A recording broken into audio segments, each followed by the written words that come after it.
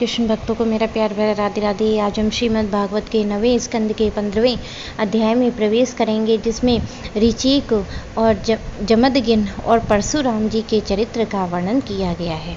श्री सुखदेव जी कहते हैं, परीक्षित, उर्वशी के गर्भ से पूर्वा के 6 पुत्र हुए। आयु, श्रुतायु, सतत्यायु, रै, विजय और जय। श्रुतायु का पुत्र था वसुमान, और सत्यायु का श्रुतंजय, और रै का एक, और जय का अमित, विजय का भीम, और भीम का कंचन, कांचन का होत्र, होत्र का पुत्र था जहू, और ये जहू वही थे जो गंगा जी को अपनी अंजलि में लेकर पी गए थे। जहू का पुत्र था पुरु, पुरु का बालक, और बालक का अजक, और अजक का कुश, और कुश के 4 पुत्र थे, कुशाम्ब, तनय, वसु और कुशनाभ। इनमें से कुशाम्बु के पुत्र गाधी हुए। परीक्षित, गाधी की कन्या का नाम था सत्यवती। ऋचिक ऋषि ने गाधी से उसकी कन्या मांगी थी। गाधी ने यह समझकर कि ये कन्या के योग्य वर नहीं है, ऋचिक से कहा, मुनिवर, हम लोग कुशिक वंश के हैं, हमारी कन्या मिलनी कठिन है, इसलिए आप 1000 ऐसे घोड़े लाकर मुझे शुल्क रूप में दीजिए, जिनका सारा शरीर तो श्वेत हो, परंतु एक एक कान श्याम वर्ण का हो। जब गाधी ने यह बात कही, तब ऋचिक मुनि उनका आशय समझ गए और वरुण के पास जाकर वैसे ही घोड़े ले आए। उन्हें देकर सुंदर सत्यवती से विवाह कर लिया। एक बार महर्षि ऋचिक ने उनकी पत्नी और सास दोनों ने ही पुत्र प्राप्ति के लिए प्रार्थना की। महर्षि ऋचिक ने उनकी प्रार्थना स्वीकार करके दोनों के लिए अलग अलग मंत्रों से चरु पकाया और स्नान करने के लिए चले गए। सत्यवती की माँ ने यह समझकर कि ऋषि ने अपनी पत्नी के लिए श्रेष्ठ चरु पकाया होगा, उसे वह चरु मांग लिया। इस पर सत्यवती ने अपना चरु तो माँ को दे दिया और माँ का चरु वह स्वयं खा गई। जब ऋचिक मुनि को इस बात का पता चला, तब उन्होंने अपनी पत्नी सत्यवती से कहा कि तुमने बड़ा अनर्थ कर डाला है। अब तुम्हारा पुत्र तो लोगों को दंड देने वाला घोर प्राकृतिक होगा, और तुम्हारा भाई होगा एक श्रेष्ठ ब्रह्मवेता। सत्यवती ने ऋचिक मुनि को प्रसन्न किया और प्रार्थना की कि स्वामी, ऐसा नहीं होना चाहिए। तब उन्होंने कहा, अच्छी बात है, पुत्र के बदले में तुम्हारा पौत्र वैसा घोर प्राकृतिक का होगा। समय पर सत्यवती के गर्भ से जमदग्नि का जन्म हुआ। सत्यवती समस्त लोगों को पवित्र कराने वाली परम पुण्यमयी कौशिकी नदी बन गई। रेणु ऋषि की कन्या थी। रेणुका जमदग्नि से उसका पाणिग्रहण किया। रेणुका के गर्भ से जमदग्नि ऋषि के वसुमान आदि कई पुत्र हुए। उनमें से सबसे छोटे परशुराम जी थे। उनका यश सारे संसार में प्रसिद्ध है। कहते हैं कि हयश वंश का अंत करने के लिए स्वयं भगवान ने ही परशुराम के रूप में अंश अवतार ग्रहण किया था। उन्होंने इस पृथ्वी को 21 बार छत्रहीन कर दिया। यद्यपि क्षत्रियों ने उनका थोड़ा सा ही अपराध किया था, फिर भी वे लोग बड़े दुष्ट थे। ब्राह्मणों के अभ्यक्त रजोगुणी और विशेष करके तमोगुणी हो रहे थे। यही कारण था कि वे पृथ्वी के भार हो गए थे। इसी के फलस्वरूप भगवान परशुराम ने उनका नाश करके पृथ्वी का भार उतारा। राजा परीक्षित ने पूछा, भगवान, अवश्य ही उस समय क्षत्रिय विषय लोलुप हो गए होंगे, परंतु उन्होंने परशुराम जी का ऐसा कौन सा अपराध किया जिसके कारण उन्होंने बार बार क्षत्रियों के वंश का संहार किया। श्री सुखदेव जी कहने लगे, परीक्षित, उन दिनों हयश वंश के अधिपति था अर्जुन। वह एक श्रेष्ठ क्षत्रिय था। उसने अनेकों प्रकार की सेवा शुश्रूषा करके भगवान नारायण के अंशावतार दात्रे जी को प्रसन्न किया और उनसे 1000 भुजाएं तथा कोई भी शत्रु युद्ध में पराजित न कर सके, यह वरदान प्राप्त किया था। साथ ही इंद्रियों को अबाध बल, अतुल संपत्ति, तेजस्विता, वीरता, कीर्ति, शारीरिक बल भी उसने उनकी कृपा से प्राप्त कर लिए थे। वह योगेश्वर हो गया था।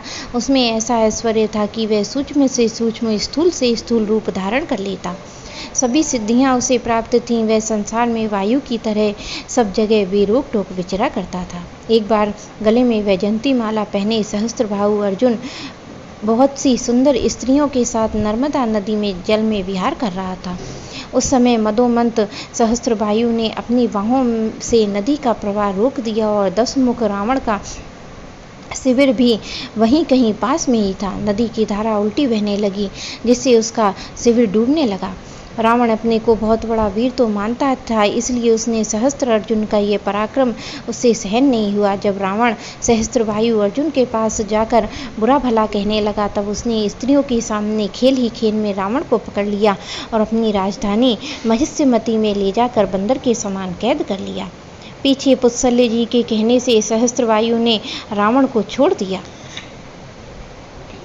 एक दिन सहस्त्रवायु अर्जुन शिकार खेलने के लिए बड़े घूर जंगल में निकल गया।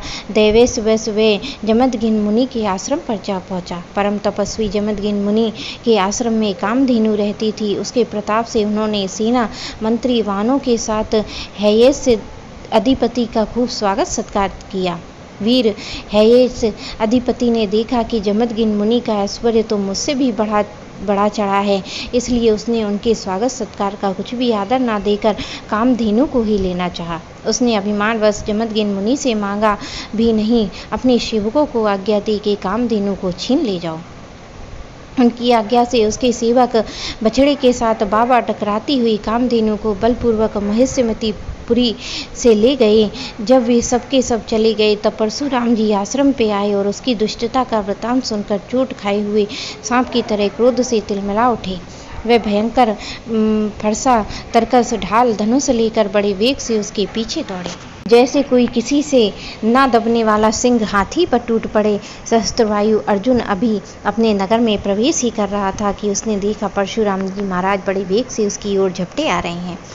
उनकी बड़ी विलक्षण झांकी थी। वे हाथ में धनुष बाण फरसा लिए हुए थे, शरीर पर काला मृग चर्म धारण किए हुए थे। उनकी जटाएं सूर्य की किरणों के समान चमक रही थी। उन्हें देखते ही देखते उसने गदा, खड्ग, बाण, षष्ठी और सतघनी शक्ति आदि आयुधों से सुसज्जित हाथी, घोड़े, रथ, पदातियों से युक्त अत्यंत भयंकर सहस्त्र अक्षयणी सेना भेजी।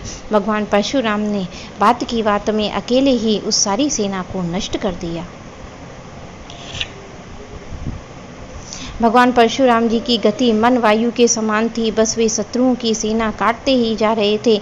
जहाँ तहाँ वे अपने फरसे का प्रहार करते, वहाँ वहाँ सारथी वाहनों के साथ बड़े बड़े वीरों की बाहें, जांघें, कंधे कट कट कर पृथ्वी पर गिरते जाते। हैया अधिपति अर्जुन ने देखा कि अब मेरी सेना के सैनिक, उनके धनुष, ध्वजाएं और ढाल भगवान परशुराम जी के फरसे और बाणों से कट कट कर खून से लथपथ रणभूमि में गिर रहे हैं। तब उसे बड़ा क्रोध आया और वह स्वयं भिड़ने के लिए आ धमका। उसने एक साथ अपनी 1000 भुजाओं से 500 धनुष बाण चढ़ाए और परशुराम जी पे छोड़े। परंतु परशुराम जी तो समस्त शस्त्रधारियों के शिरोमणि ठहरे।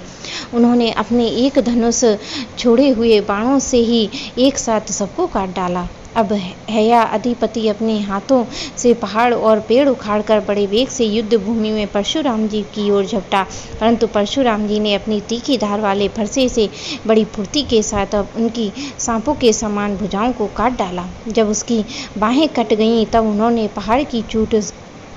पहाड़ की चोटी की तरह उसका ऊंचा सिर धड़ से अलग कर दिया और पिता के मर जाने पर उसके 10,000 लड़के डर कर भाग गए। परीक्षित विपक्षी वीरों के नाशक परशुराम जी ने बछड़े के साथ कामधेनु लौटा ली। वह बहुत दुखी हो रही थी। उन्होंने अपने आश्रम पर जाकर पिताजी को सौंप दी और महिष्यमती, सहस्त्रवायु तथा उन्होंने जो कुछ किया था सब अपने पिताजी और भाइयों को कह सुनाया। यह सब सुनकर जमदग्नि मुनि ने कहा, हाय हाय परशुराम, तुमने बड़ा पाप किया है। राम राम, तुम बड़े वीर हो, परंतु सर्ववेद में परदेव तुमने व्यर्थ ही वध किया है। बेटा, हम लोग ब्राह्मण हैं, क्षमा के प्रभाव से ही हम संसार में पूजनीय हुए हैं, और तो क्या सबके दादा ब्रह्मा जी भी क्षमा के बल से ही ब्रह्म पद को प्राप्त हुए हैं। ब्राह्मणों की शोभा क्षमा के द्वारा ही सूर्य के प्रभा के समान चमक उठती है। सर्वशक्तिमान भगवान श्री हरि भी क्षमावानों पर ही शीघ्र प्रसन्न होते हैं। बेटा, सार्वभौम राजा का वध ब्राह्मण की हत्या से भी बढ़कर है। जाओ, भगवान का स्मरण करते हुए तीर्थों का सेवन करना और अपने पापों को धो डालना। मेरे प्यारे कृष्ण भक्तों को मेरा प्यार भरा राधे राधे।